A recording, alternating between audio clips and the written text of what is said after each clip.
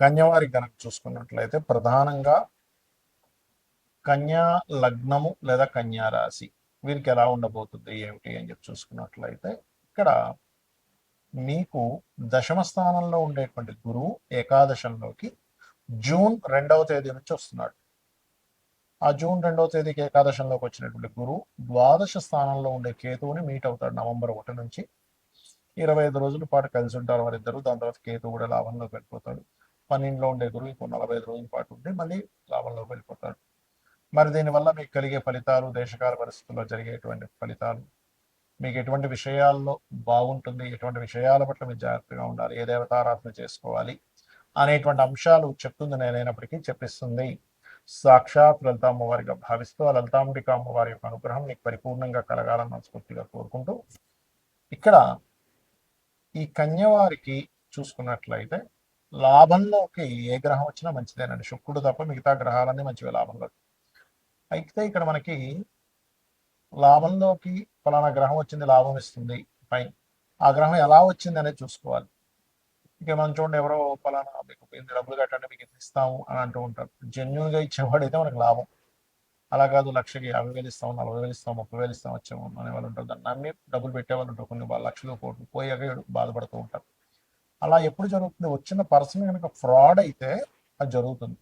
అలాగే ఇక్కడ గురువు లాభంలోకి వచ్చాడు, కానీ ఆ గురువు వెనకాతలు ఉండేటువంటి గ్రహాలను మనం పరిశీలన చేయాలి. శని రాహువులు అంటే తెలియని ఒక మాయ మూలంగా ఏదో లాభం వస్తుందనేటువంటి భావనతో మనకి ఇబ్బంది కలగనుంది అనే విషయాన్ని మనం అర్థం చేసుకొని చూసి జాగ్రత్తగా పలానా వాళ్ళు పలానా లాభం వచ్చేది అందులో ఇన్వెస్ట్మెంట్ చేయండి, ఇందులో ఇన్వెస్ట్మెంట్ చేయండి అంటే తొందరపడకండి.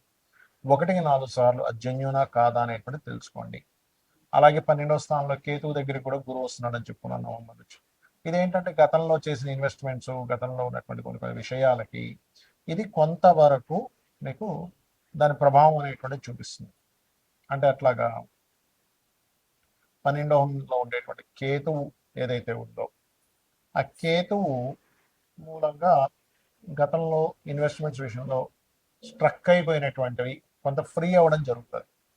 అదేవిధంగా కొన్ని ప్రయత్నాలు ఫలిస్తాయి, మరియు సంతానం కోసం చేసే ప్రయత్నం ఫలిస్తుంది, వివాహం కోసం చేసే ప్రయత్నం ఫలిస్తుంది. ఎందుకంటే సప్తమంలో శని ఉన్నాడు. ఇష్టపడిన వారిని వివాహం చేసుకుందాం అనుకుంటుంటారు కానీ అది ముందుకు కదలదు. కానీ ఎప్పుడైతే సప్తమాధిపతి యొక్క వీక్షణ కర్కాటకంలోకి వచ్చి ఉంటుందో వివాహం విషయంలో కూడా కొంత అభివృద్ధి అనేటువంటి జరుగుతుంది. అయితే మీకు వివాహం కోసం ఇబ్బంది పడేటువంటి వారు ఓం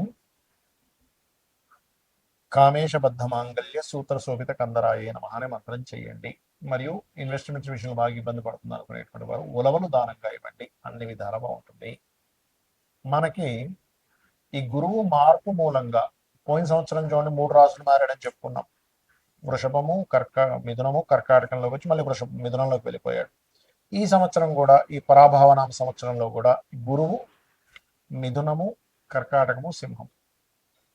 కాబట్టి ఏమిటిది? ఎప్పుడైనా ఇలా మారినప్పుడు ఏమవుతుందంటే మీరు గమనించండి. కావాలంటే రకరకాల రాష్ట్రాల నుంచి ప్రజలు మార్పులు చెందడం, రకరకాల దేశాల నుంచి మైగ్రేట్ అవ్వడం జరుగుతూ ఉంటుంది. Point number 1. రెండవది నష్టము, జీవ నష్టము అని చెప్తారు. మేధిని జ్యోతిషం అని ఒకటి ఉంటుంది, ముండేన ఆస్ట్రాలజీ. అదేంటంటే పర్సనల్ చార్ట్ కాకుండా దేశాల మీద ప్రభావం చూపిస్తూ ఉంటుంది. అలాగే గురువు ఎప్పుడైతే కర్కాటకంలోకి వెళ్ళాడో వాహన ప్రమాదాలు, నీటి ద్వారా వచ్చే ప్రమాదాలు, నీటి నుంచి వచ్చే వైరస్లు పెరుగుతాయి. కాబట్టి మీరు ఖచ్చితంగా కాస్త మీరు నీరు తాగేటప్పుడు కాచి చల్లార్చిన నీరు తాగండి. ఎందుకంటే అలాగలాగా గురువు మంచి స్థానంలోకి వెళ్తున్నాడు కదా, ఉచ్చ స్థానంలోకి వెళ్తున్నాడు కదా అనిపించవచ్చు. ఇక్కడ ఏంటంటే ఆ గురువు స్వరూపం ఎలా ఉందో చూడాలి. ఇప్పుడు చూడండి, మంచివాడే మన ఇంట్లో పిల్లడే వాడిని తీసుకెళ్ళి కౌంటర్లో కూర్చోబెట్టాడు ఒక తండ్రి. వాడి బుద్ధి సరిగ్గా లేదు, వ్యసనాలకు గురయ్యాడు కూడా. కౌంటర్లో ఉన్న 100, 200, 500 పట్టు చేసుకుంటాడు. కానీ వాళ్ళ దగ్గర వర్క్ చేసే వర్కరే కానీ అలాంటి బుద్ధి లేదనుకోండి, అలాంటి వ్యక్తి అయ్యో నేను సార్కి అట్లా ఎట్లా నేను అన్యాయం చేస్తానని న్యాయంగా ఉంటాడు. అంటే ఏంటి? ఆ స్వరూపం మారితే ఆ ప్రభావం ఉంటుంది. కాబట్టి ఖచ్చితంగా ఇక్కడ నీటి సంబంధంగా, వైరస్ల సంబంధంగా పెరగనుంది. ఇది ఖచ్చితంగా. రెండవది, ఇప్పుడు చూడండి యుద్ధాలన్నీ సమసిపోయినట్టుగా కూల్ అయిపోయాయి, ఏమీ లేదనుకుంటున్నారు. కానీ కుజుడు ఎప్పుడైతే మీకు మేషంలో వచ్చాడో, ఇప్పుడు ప్రజెంట్ రాబోతున్నాడో, దీని ఫలితం ఏమిటంటే మరలా మీకు ఈ మే 11వ తేదీ నుంచి మారుతున్నాడు కాబట్టి ఖచ్చితంగా యుద్ధ సంబంధించినటువంటిది పెరగనుంది. అది చైనా కావచ్చు, ఇంకోటి కావచ్చు, ఇంకోటి కావచ్చు, మళ్ళా మళ్ళా మీకు ఆ యుద్ధ సంబంధించిన ప్రభావం ఖచ్చితంగా పెరుగుతుంది. నేను గతంలో కూడా చెప్పాను, ఈ శని కుజుడు కలిసి ఉండడమే కాదు, కుజుడు మేషంలోకి వచ్చినాక కూడా జరుగుతాయని. అది అలా ఉంది. అదేవిధంగా కాస్త ఎండలు, విపరీతమైన ఎండలు పెరగడం, విపరీతమైన వర్షాలు పడడం, ఇటువంటివన్నీ కూడా ఇస్తారు. అందుకే చూడండి, మనకి మొన్న ఈ మధ్య కూడా చాలా మంది మోడీ గారు ఏంటి బంగారం కొనొద్దన్నారు, విదేశాలకు వెళ్ళొద్దన్నారు, డీజిల్ జాగ్రత్త వాడుకోమన్నారు. ఎందుకు అంటే చూడండి, ఎప్పుడైనా కానీ యుద్ధాలు వచ్చినప్పుడు బంగారం విపరీతంగా పెరుగుతుంది, కానీ సడన్గా తగ్గిపోతుంది కూడా. దీనివల్ల ఏమవుతుంది, ఆర్థిక వ్యవస్థ పాడైపోతుంది. ఎలాగా, మనం ఉన్నాం ఇప్పుడు 1,40,000 ఉంది అనుకుందాం, కొనుక్కుంటాం, మళ్ళీ పెరుగుతుంది కదా ఆశతో, పెరుగుతుంది, అమ్మయ్య పెరుగుతుంది పెరుగుతుంది విపరీతంగా కొనేస్తాం. కానీ ఒకటేసారి 20,000-30,000 ధామను పడిపోయింది అనుకోండి, అప్పుడు పరిస్థితి ఏమిటి? ₹1,00,000 పెట్టి కొన్నటువంటి బంగారం మీద 30 లక్షలు నష్టం వచ్చింది అనుకుందాం. అప్పుడేంటి, 20-30 లక్షలు పోతే మామూలు విషయం కాదుగా. అలా ప్రతి ఒక్కరి జీవితంలో కొన్ని లక్షల రూపాయలు పోతే దేశవ్యాప్తంగా, ప్రపంచవ్యాప్తంగా ఏమవుతుంది, అది కొన్ని వేల లక్షల కోట్లు రాత్రి రాత్రి ఆవిరైపోతాయి. ఆ భావనతో ఒకటి. రెండవది, ఇక్కడ గురువు ఎప్పుడైతే కర్కాటకంలోకి ఎంటర్ అవుతాడో దొంగ బంగారం పెరుగుతూ ఉంటుంది. అంటే నిజంగా ఒరిజినల్ బంగారం ఉండదు, బంగారం లాగే కనిపిస్తుంది, అలాంటివి కొనుక్కుంటారు. ఎప్పుడు కూడా డిమాండ్ పెరిగిపోతున్నప్పుడు, రేట్లు పెరిగిపోతున్నప్పుడు డూప్లికేట్ తయారవుతుంటాయి. సో ఈ డూప్లికేట్ బంగారం వచ్చే ఛాన్స్ ఉంటుంది. కాబట్టి నాణ్యత సరైన దాంట్లో ఇక్కడ ఇక్కడ ఇప్పుడు ఎలా అంటే మనకి పెళ్ళిళ్ళు ఉంటాయి, బంగారం కొనుక్కోకుండా ఉండలేం, ఇంకా సంవత్సరం పాటు పెళ్ళికి పెట్టాలి, కూతురుకో కొడుక్కో మనవడకో ఇంకోటి ఏదో ఫంక్షన్ అన్న.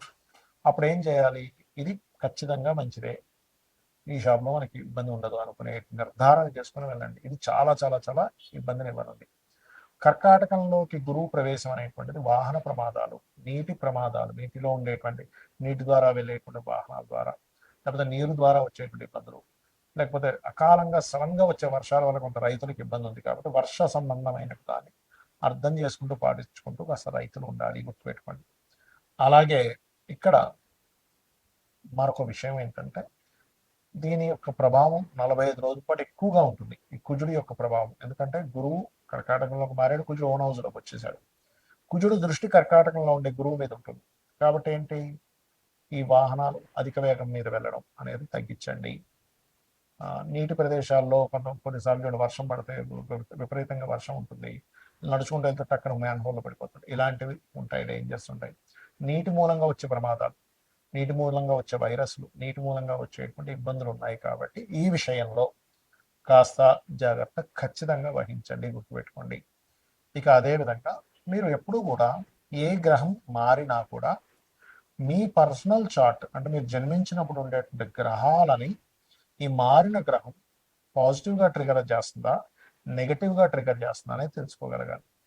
అంటే ఎలాగా అంటే, మనం ఒక రేసు మారిపోయేటప్పుడు మనం రకరకాలుగా ఆలోచిస్తాం. మనం వెళ్ళే ప్రదేశం ఎలాంటిది, అక్కడ పిల్లలకి స్కూల్కి దగ్గర ఉందా లేదా, సూపర్ మార్కెట్ దగ్గర ఉందా లేదా, లేకపోతే మనకి ఏదో హాస్పిటల్ దగ్గర ఉందా లేదా చూసుకుంటాం. ఎందుకు, మారిన దాని వల్ల మనం ఆ ప్రదేశం మారినప్పుడు మనకేమిటి అక్కడ ఇంకా బాగుంటే ఇంకా బాగుంటుంది. అలాగే ఒక గ్రహం మారేటప్పుడు, గురువు మారాడు, కుజుడు మారుతున్నాడు, రవి మారుతున్నాడు, ఇలా మారుతూ ఉంటాయి ఎప్పటికప్పుడు.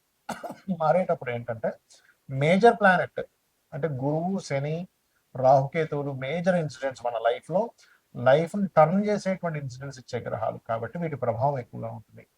కాబట్టి మార్పు ఒకటే కాకుండా మీ పర్సనల్ చార్ట్లో ఏ మహాదశ నడుస్తుంది, ఏ అంతర్దశ నడుస్తుంది. ఇప్పుడు వైరస్లు, రోగాలు వస్తాయని మీకు ఎక్కడ రోగభావం లేదనుకోవడం పెద్ద ఎఫెక్ట్ ఉండదు. ఇప్పుడు మొన్న లాస్ట్ ఇయర్ కోవిడ్ వచ్చినప్పుడు, 4 years బ్యాక్ వచ్చినప్పుడు కూడా చూడండి, కొంతమందికి చాలా ఎఫెక్ట్ అయితే కొంతమంది పెద్ద ఎఫెక్ట్ అవ్వాలి. It's depend on your personal chart ఎలా ఉందనే దాన్ని అర్థం చేసుకుంటూ ముందుకు వెళ్ళాలి. శ్రీమాత్రే నమః.